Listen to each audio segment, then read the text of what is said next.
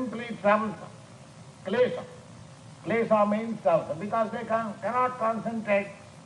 Abhakta hi gati dukkham dehovad viravapate. So those who have accepted this body, for them to think of something impersonal is simply artificial. It's simply artificial. Therefore the impersonalists or the void philosophers, their process of so-called yoga is simply troublesome and maybe some profit there, but the ultimate profit they cannot have. It is not possible. Therefore the Bhagavad Gita, it is clearly said that yoginam api sarvesha, of all the yogis, the one who is thinking of Krishna or Vishnu, because that is the ultimate goal. One has to come to the point. That point, of course, one has to come ultimately, as it is stated in the Bhagavad Gita, Bahunam Janmanam Ante, after many, many births. It is simply obstinate. One who does not stick to the meditation of God, or they want to meditate in something other, void or impersonal, that is not possible. That is simply troublesome. So simply they are wasting time, because ultimately they have come to this point of personal conception of the Supreme Lord. Bahunam Janmanam. After many, many births, if they are fortunate enough to meet some real devotee, then he becomes enlightened, and Vasudeva Sarvamiti, he then accepts Vasudeva Krishna as everything, some Mahatma Sudurlava. Such kind of great soul is very rare. So here is an opportunity to give directly that post of great soul by chanting Hare Krishna. It is very scientific. We can present this formula to any person who wants to understand this movement scientifically, philosophically, logically. There is no dearth of all these things in this movement. We are not sentimental at all. Of course, there must be sentiment. Without sentiment, nobody can come to this stage of ecstasy. But that sentiment is transcendental sentiment. This is not ordinary sentiment. Sentiment, when religion or any faith is devoid of philosophy and logic, then it is material sentiment. And philosophy and logic without understanding of God is simply waste of time. So both should be combined. Religion plus philosophy. One should understand the principles of religion with philosophy and logic. We are claiming college students, university students, because we are presenting religion on the basis of philosophy and logic. We are not blindly following. We have no dogmatism. We have got reason, philosophy and everything, science. If you want to understand this Krishna consciousness movement on the basis of philosophy, logic and science, we are prepared to present it. But the ultimate goal is to surrender unto the Supreme. So, although you will find some of the students joining us, they are not very great philosophers or great scientists or great educationists, but they have accepted the reality, Krishna. Therefore, they are the highest yogis. They have highest skill. Just like if somebody is offering $1 million, one may understand it or may not understand it. What is the value of $1 million? But if one has got that $1 million, then he is rich man, undoubtedly. Similarly, the boys and the disciples and the followers of this movement were accepting Krishna as the Supreme Lord. They have already got that millions of dollars. The richest, they may not understand it, that what is the value of Krishna. But because that's like fire, if you touch, knowingly or unknowingly, it is fire, and it will burn your body. Similarly, if Krishna is the Supreme Personality of Godhead, then one who has taken him, then he will derive the highest benefit undoubtedly. Thank you very much. Any questions? The conqueror of sleep was one of his names. In what relation can we develop greater love for Krishna through conquering sleep? Applying sleep? And resting. So Arjun's another name was Gurakesha. Gurakesha. Gurakesha means one who has conquered sleep. Sleeping means Maya or darkness. Just like in sleeping, you do not know where you are. Similarly, a person who is in the darkness, everyone is in this material conditional life, everyone is in darkness. He does not know where from he has come, what for he has come, what he has to do, and where he is going next. All these questions are darkness for him. So anyone who has conquered over this darkness, he is called Gurakesha. So Arjuna did it. He knew. By the grace of Krishna. Therefore his another name is Gurakesha. Everyone is in darkness. Ask him what you are in your next past life, what you are going to become in your next life, why you have come here, why you have become American, why you have become Indian, why you are white, why you are black, why you are suffering, why you are enjoying, so many whys. Ask them, they will not be able to answer. Therefore they are in darkness. So anyone who knows all these things is out of darkness. So try to be like Arjuna, to become out of darkness. That is the Vedic injunction. Tamasi ma jyotidgama. Don't remain in darkness. Just try to go to the light. This is light. It is just like it is very common sense affair that I, the soul, is eternal. I am changing my body from the very inception in the womb of my mother, and because I am changing this body, therefore I am nowhere, I am gone forever. Ask the greatest scientist, he will say like that. It is a common sense affair. Just like a child, because he cannot see the sun at night, he may say, oh, sun is gone, dead and gone. But no scientist, no intelligent man will say, my dear child, the sun is not gone, sun is there, I cannot see now. That is the fact. Similarly, these foolish persons, because they cannot see the soul, and because the body is left here and it is destroyed, he says that there is no soul. Just see how childish and how much darkness is there.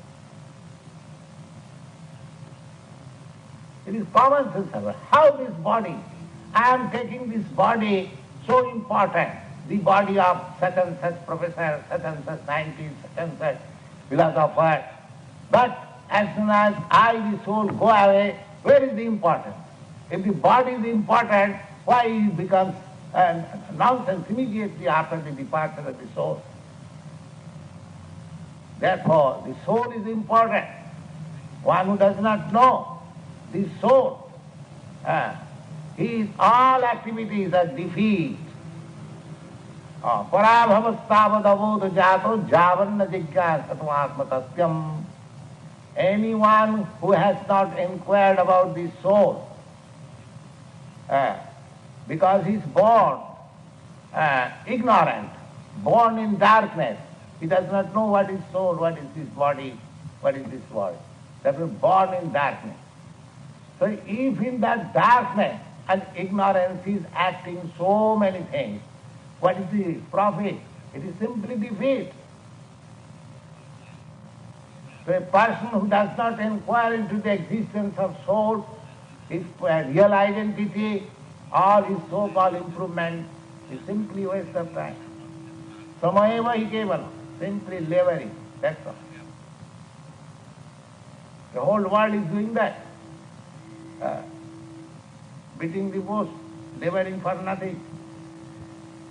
He does not know that how long he remains. Suppose you are in America, or you are now Mr. Ford, you have constructed very skyscraper building.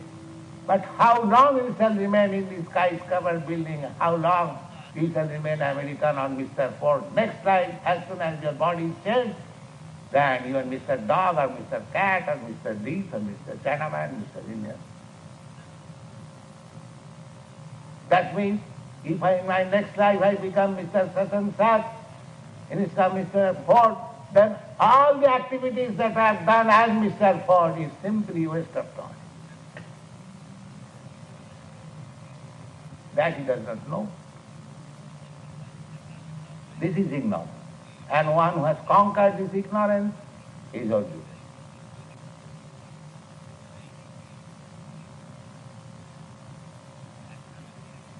Is it clear? Is Krishna consciousness, Krishna consciousness, the knowing of the awareness of the Absolute? Certainly. Otherwise, why you are laboring so hard? To know yourself, know the Absolute. 5 things. Krishna consciousness means to know perfectly well. 5 things. What are those? God, living entities, and this material nature, the time factor, and the activity. God, the supreme controller. However, we may declare there is no God. There is the supreme controller. That we have to admit. There are so many things that it does not depend on our so-called scientific advancement of knowledge. It depends completely on something else. Supreme controller. So that is God. They may call it nature, but they do not know nature. What is nature? So God, and we are living entities, we are godly. We have got the same activity as God is the creator of the whole universe. We are also creator of some skyscraper building or a city like Montreal or New York. We may do that. But in comparison to the God's creation and my creation, there is no comparison. It is very insignificant. If you go high up on the sky, you'll see this globe is just like a point. And there are millions and trillions of globes and planets like these. They are full of all opulences as you find here. So that is God's creation. In comparison to that creation, suppose we have created a city or a skyscraper building, what is there? That is called living entity. Minute and the large, greatest. God is great, you are mighty. This understanding of God, understanding of the living entity. Then try to understand this material nature. What is this material nature?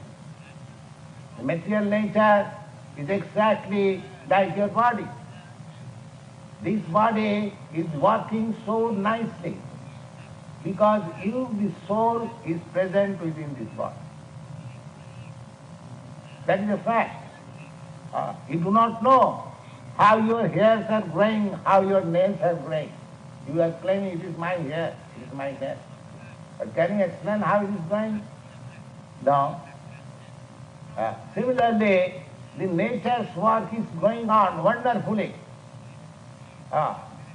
Just like mine, that is, so many things are going on wonderfully due to the presence of the spirit soul. Similarly, all this nature's work is going on so wonderfully due to the presence of God, the super soul. This is the understanding of the material nature. Then God, living entity, material nature, and then time. Time is eternal. There is no past, present and future. It is my calculation. According to that is relativity. That is the modern scientific proposition by Professor Einstein. Your time and my time, he has also stated that the time factor in the higher planets is different.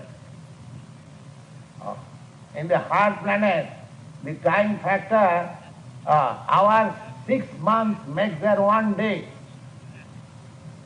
Just like our so many jugas makes 12 hours of Brahma. So time is according to the different objects. But time is eternal. Actually there is no past, present, future or limitation. This is understanding of time. So God, living entity, material nature, time and the activities. What are these activities? The activities are not eternal. They are temporary. You have got this temporary American body, you are thinking American, you are busy 24 hours as American, I am Indian, or he is boy, the boy's activities are different, the woman's activities are different, man's activities are different, the Russian's activities are different, and American's activities are so different activities. So therefore activities are temporary. Temporary according to the time, according to the atmosphere, according to the body, the activity. Just like the dog, unnecessarily running this side, this side. He thinks that I am very busy. He's very busy. He's businessman. But you are calling him nonsense dog is running here and there. Similarly, all these activities by your motor car, they may think it is very important, but those who are in the higher status, they are thinking like dog is going this side, that side, this side, that side. So the activities are temporary. So we have to find out our eternal life, our eternal activity, our eternal place and eternal bliss. Those things are explained in the Bhagavad Gita and further explained in the Srimad Bhagavatam. And that is, we are moving as Krishna consciousness.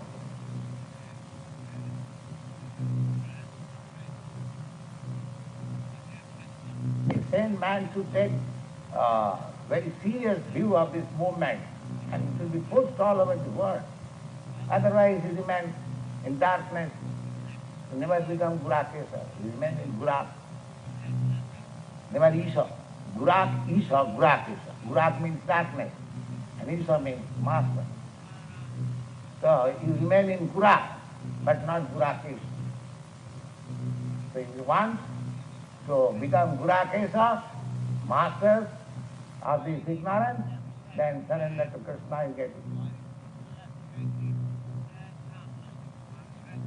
Daivichesa gunamayi mama maya dhruttaya mame vaja prapadanti mayami taranti. It is very difficult to surmount this darkness of ignorance, but anyone who surrenders unto me, he immediately does it. So this is the greatest service to the human society, to get out there from the darkness of ignorance. That is the greatest gift. If you put him into the darkness, suppose a man is suffering from disease and he is asking, sir, I am very hungry, give me some food. Or if you give him some rasgulla or some very nice food stuff, he cannot eat, neither he can enjoy. And by supplying him such things, you are making him more and more diseased. You have to cure the disease, then give it. That's right. So there is no curing process, simply sense gratification. I want to satisfy my senses, and if somebody talks about my sense gratification, I receive him very nice. You see? And as soon as one says that you are diseased, you cannot satisfy your senses without restriction, then you continue your disease. Oh, this is not good. This doctor is not good. This is going on. You want to be cheated. Therefore there are so many cheaters are coming. Just like this, Maharshi came. Yes, enjoy your senses, enjoy, simply pay me $35, I give you some mantra. And people gave him thousands, millions of dollars, and at the end, both of them became dissatisfied. He said it is failure, and who had followers, they left him. So what is this? Don't try to be cheated. If you want to be cheated, then Krishna will send you some cheaters. And if you want to be really